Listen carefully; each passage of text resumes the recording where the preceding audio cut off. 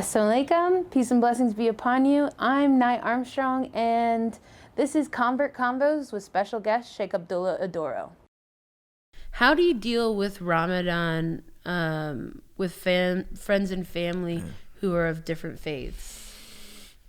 Like, for example, like your family. Yeah, I mean, it's kind of depending on the faith, because certain, Allah says in the Quran, "Oh, you believe fasting has been prescribed upon you as it was prescribed upon the nations before you. Perhaps you may be mindful," right? So it was prescribed in the Christian faith of like Lent and Ash Wednesday. So they understand fasting as a spiritual means of getting close to God, right?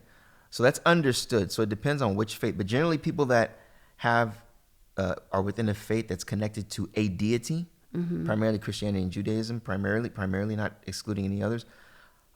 They understand the concept of fasting. So when they see you as a Muslim that is fasting consecutively for 30 days, depending on the level of religiosity of people in the other faiths, they may see that as commendable, right? Some may see it as detrimental to your health and so on and so forth.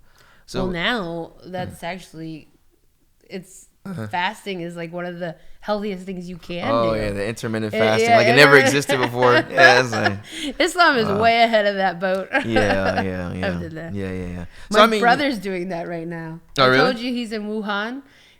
He's in Wuhan, China, like right now, and he's trying to like lose weight and like be very, because he has nothing else to do because he's in lockdown. So he's doing intermittent fasting, and he like takes pictures and shows it to me, and I was like, oh my gosh, Taylor. Oh my goodness, yeah. So he fasts. No, I mean, with friends and family, one thing that you can do is, it all depends on the relationship with your friends and with your family. With family, one thing that you can do is you can tell them a couple of days out the week, I want to come, dinner's on me. So you make iftar with your family. Yeah. Now, depending on whether you want to let your family know or not, I don't know if you're hiding your Islam, just say, dinner's on me around this time. If Maghrib time comes in at 8:30, you tell them, look, 9 o'clock or earlier time, whatever the case may be. As long as it's the time you break your fast, you tell them, look, dinner's on me 2 or 3 times a week. So you're killing a lot of birds with one stone. Yeah, you're being good to your family. Yeah. Especially if it's something that you've never done before. Yeah. They're going to be like, what is wrong with this dude? Or what is wrong with her? Yeah. Right? Yeah. You're being good to your family. You're breaking your fast with your family, with people that you love. And you're exhibiting good character, hopefully, within that.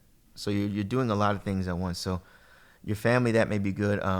Giving presents to them, during this time of the month. Because of, the Prophet's wife, she said that, he was on his best manners, especially in the last 10 days. So just doing things that your mom or your dad knows, if they were to see you do it, it would be more to your advantage. Yeah. You know what I mean? Yeah. I've noticed the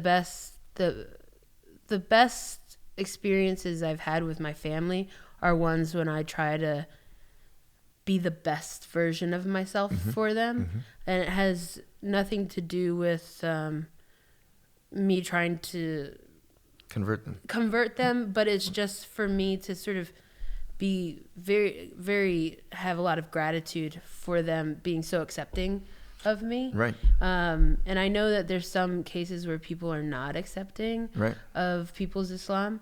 And in that case, kill them with kindness. Exactly.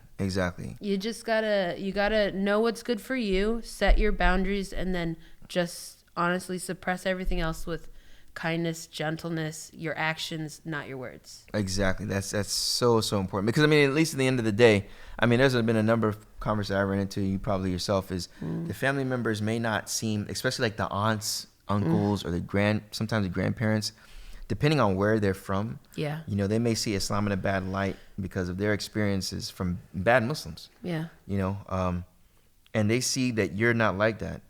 But they're not going to tell you the first day, the first year, maybe the first 10 years. Yeah. They may tell you when they're on their deathbed. They may tell you when another relative dies. They may tell you when you graduate from college. They may tell you when you get married. They may tell you at some special occasion that they value and they feel, I got to tell them.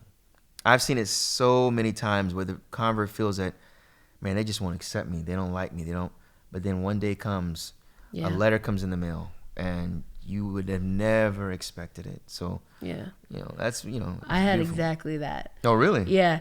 When I first converted, like some of my family members, a family member had sort of like a panic attack breakdown because they thought I was radicalized. I mean, if you look on the outside in, you can understand. You can understand that. And it was so funny is I got a letter after my divorce, which the person was like, I feel like you're handling this unbelievably well, and I think it has to do with your faith and your belief. A relative? And, wow, said that. mashallah. And that's excellent. they were like you're handling this so much better than I thought, and I think it's because of your found faith. That's great. And that's I was just like, awesome. That's awesome. That is great. Mashallah. That's so much better than anything else. But it's amazing how I'm very, very, very, very lucky, alhamdulillah, with my family. They've, within months, they were completely accepting of it and joking around about it. That's when you know you're good. Exactly. It's like you got the jokes going. Yep. And my parents just see me as a little bit of extra cloth. That's about it. They're like, you're still my baby. You just beautiful. Wear a scarf on your head. You're that's fine. Beautiful. Yeah. So alhamdulillah. Inshallah, it just takes. They're just people who are sort of resistance against you being Muslim. Mostly, it's out of fear.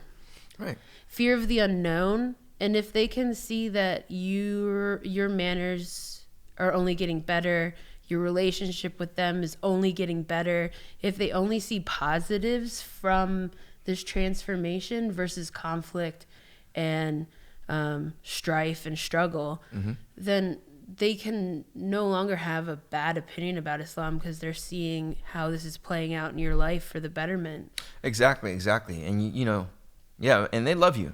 Yeah. And that's why they're concerned. Yeah. Most of the time it's because they're concerned, they love you, and they just don't want bad for you. Yeah. Right. And subhanAllah, that's why the convert has to look at not only what they value as a Muslim, because a lot of times I want to worship Allah only, okay, but your mom still wants you to get a job.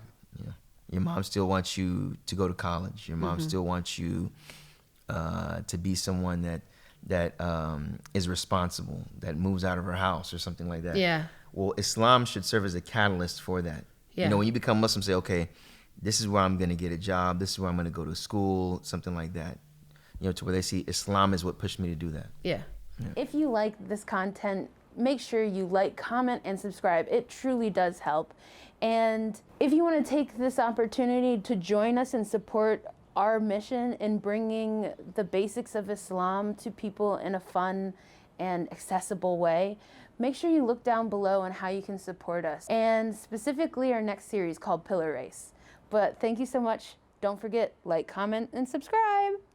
If you have other things you'd like to see us do on this channel, always, always, always looking for suggestions. All right. Thank you. Have a lovely day and happy Ramadan. Assalamu alaikum.